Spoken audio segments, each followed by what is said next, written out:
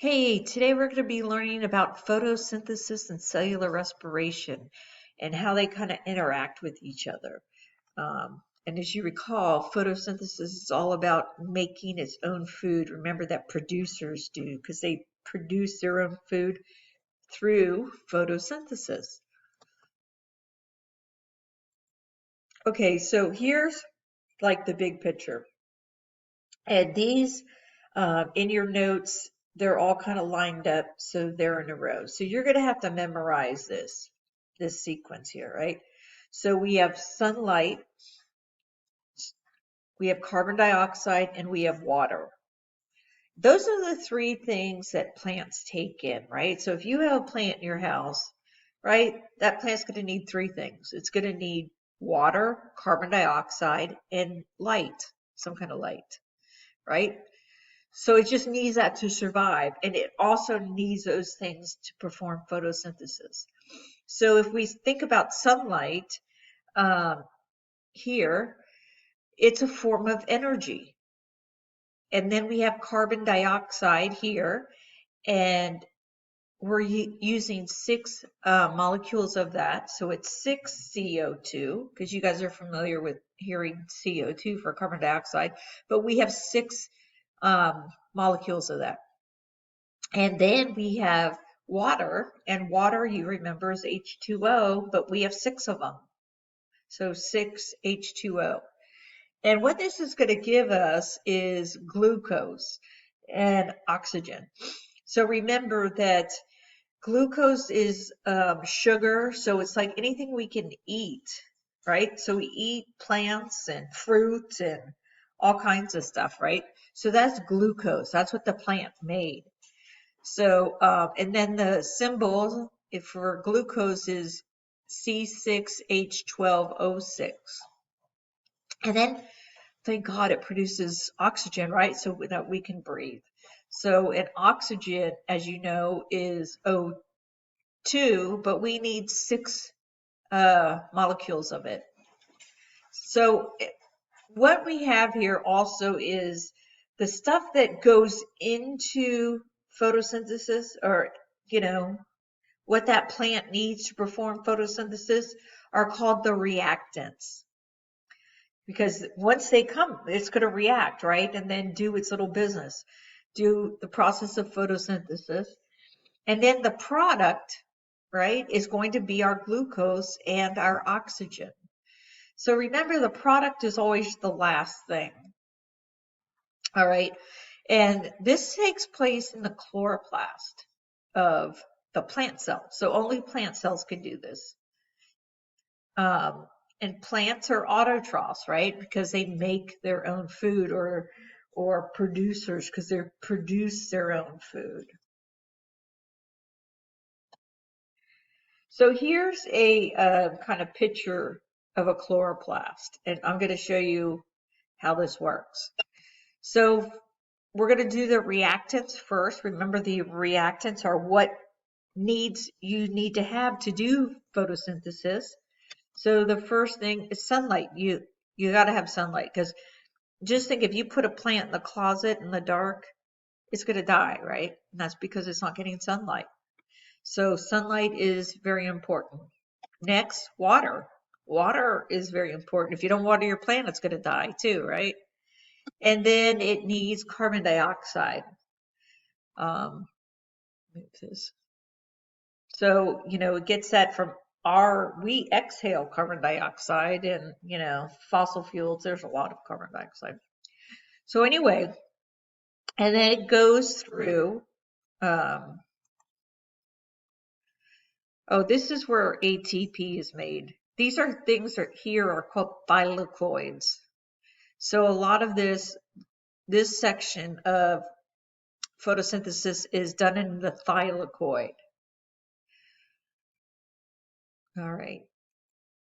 So these are the products now. So we got the reactant, sunlight, water, carbon dioxide. My products, what is the end of this, is oxygen. Remember, that's how we live. If there are no producers, there's no us. So oxygen and glucose, which is H12O6. So these are the reactants and the products. Alrighty.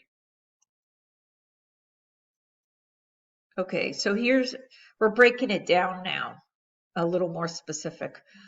All right, so we divide this in two parts, right? So we have this one part here and then this part over here.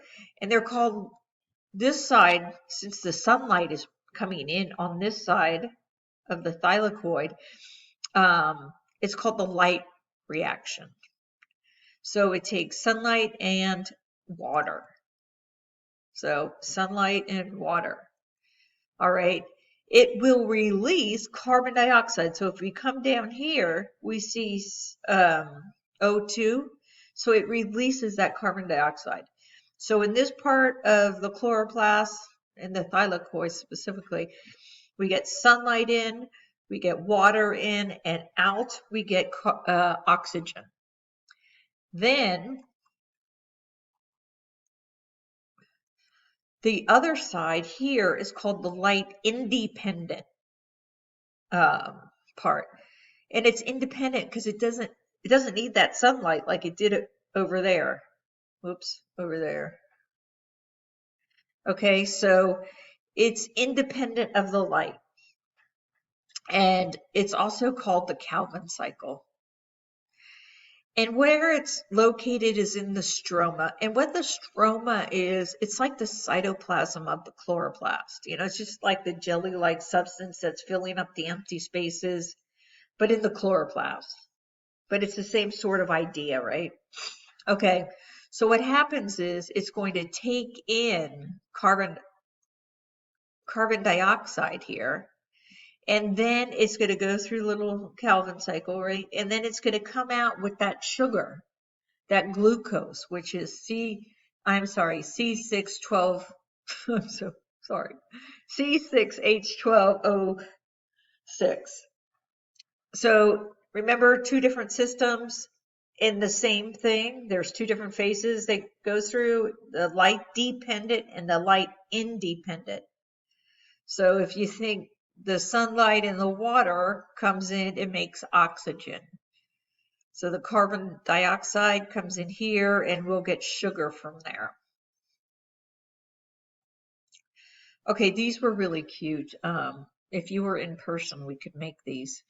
But it really just kind of tells you about the leaf and everything, and energy from the sun is absorbed by the chlorophyll, water enters. So there's these, it doesn't show it, there's these little holes in the back of the leaf, and they're called stomatas. And they're these little cells that kind of open and close to let the carbon dioxide in and out. So you can just, you know, if you want to look at this, it's just telling you what's going in and what's coming out.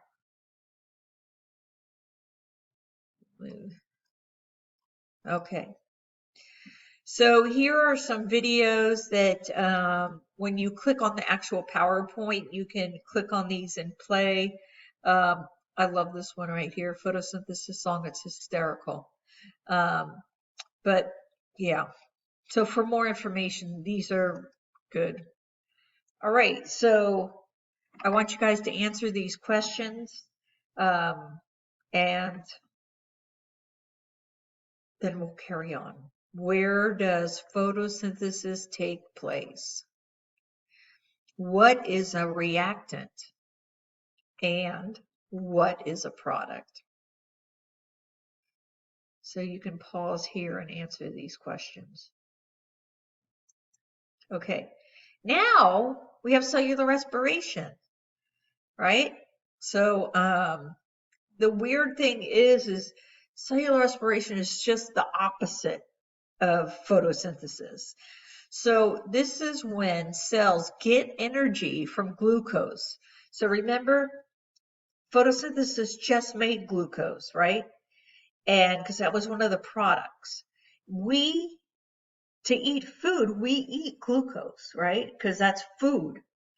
So we take that glucose in that food that we eat, and we break it down until it comes these simple sugars of glucose, right? Because of course a hamburger isn't going to look like, sugar, obviously, but it breaks it down, and then it's going to make energy.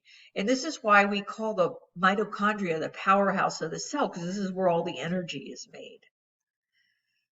So if we look here, and you can see how the format is really kind of the same as with photosynthesis.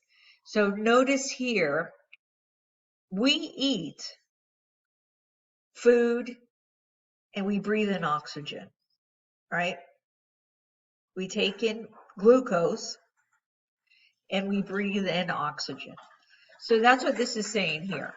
Glucose, which is C6H12O6, plus oxygen, right? Because we breathe in oxygen, and that's going to be our reactants, right? So we need those things to survive. They come in, and then our product, right? Because remember, product is the end, is carbon dioxide, because you breathe out carbon dioxide, remember? And water. You don't really, you lose water. You lose water every time you talk. But since it's our temperature here, you can't see it. Where when it's cold, you can certainly see it. But you do lose water.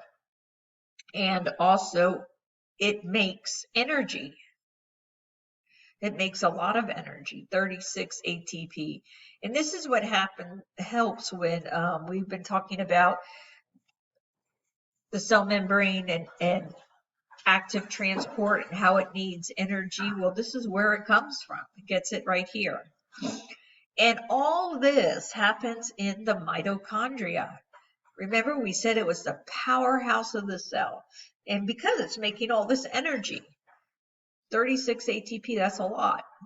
Okay, and it releases this energy from this glucose, and it breaks it down to make this other energy. And this is done by both autotrophs and heterotrophs. Okay, because plant cells still have mitochondria. I mean, animal cells don't have chloroplast, but we don't do photosynthesis, but it would be nice, right? Okay. Okay, so there's a couple stages of cellular respiration. So in stage 1, it is called glycolysis, and it is what is called anaerobic. Anaerobic. So if we look at the word, do you guys, I'm going to do some aerobics, exercise and blah, blah, blah, right? So aerobic is when you're breathing and you're doing a light jog or something like this, right? So you're using oxygen within your workout. But this stage 1 glycolysis is anaerobic. Anaerobic, meaning it's not using any oxygen, none whatsoever. And this is going to happen in the cytoplasm. So this is going to happen before it goes into that mitochondria. So, and it releases 2 ATPs. So it's not a lot, right? So it's better if you use oxygen, because then you get like 36, but here you only get 2. It's not the most efficient thing. And then we have the second one, because there's 3 stages. The second one here is called the Krebs cycle, and it is aerobic. Aerobic, meaning it uses oxygen. It has to have oxygen to work. So this is where all the great stuff comes together. Because like if you're running a sprint, you're not losing weight or anything quicker than if you do better with a jog, because you can breathe in oxygen. So that oxygen is really important. And this takes place in the mitochondria. So during the Krebs cycle, it releases 2 ATP. but the big one is stage 3, the electron transport. And it is aerobic and it requires energy. And this again takes place in the mitochondria. But what it totals is 32 ATPs, right? So if you count the 2 from glycolysis, the 2 from the Krebs cycle, and 32, you have 36 ATP complete, which is a lot of energy. And these are released along with, we breathe out, right? Carbon dioxide and water. So that's pretty important there. So here, this is with glycolysis right here. You know, the one that's performed in the cytoplasm. So we have 2 different types, right? So we have fermentation, and it's anaerobic because since it's glycolysis, right? It's anaerobic, meaning no oxygen. So this provides, sorry, my dog. This provides energy for cells with no oxygen. So we have 2 types, right? So there's alcoholic fermentation, and this is used in baking a lot and stuff like that. And also beer making beer is this. And then we have lactic acid fermentation. And this is when, you know, you work out really hard and your muscles are burning, right? So you're like, and you feel the burn, right? That's lactic acid. Okay, so here is the diagram for that. So this takes place in the mitochondria. Here's the mitochondria right here. Isn't it adorable? And we have my glucose here. So here's glycolysis, right? So this occurs in the cytoplasm. And, oh shoot, wait. Sorry about that. And once we go through, it could be going through alcoholic fermentation or lactic acid, and that will give us 2 ATP. All right, and then we have, here's my Krebs cycle. This is my mitochondria. We come in with 6 oxygen, so 6 molecules of oxygen like we see up here. So that comes in. And we go through the Krebs cycle right here. And so out comes 2 more ATP.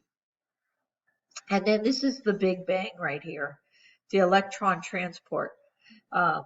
This is, yeah, these are all like, okay, so the electron transport happens in, you see this guy here, that's the background?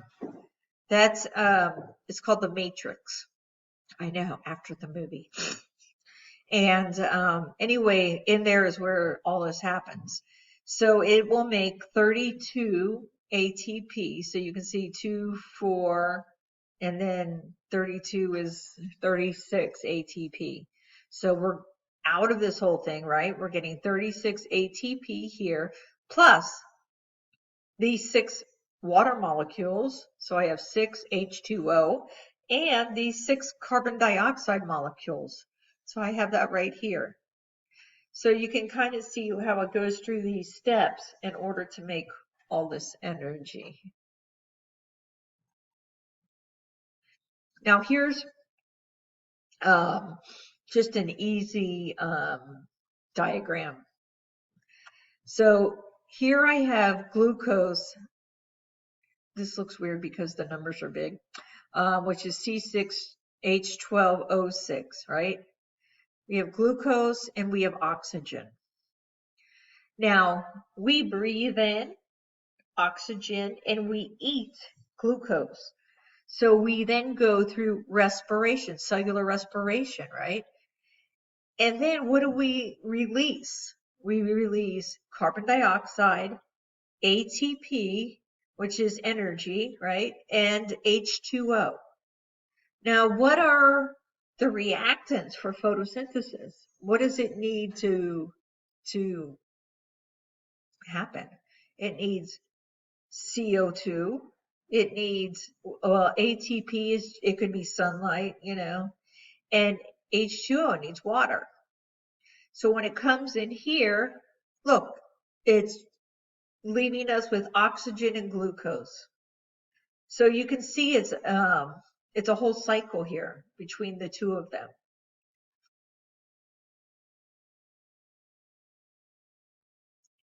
And that's it. You have a worksheet to do, and I want you to really review this so you understand it. Bye.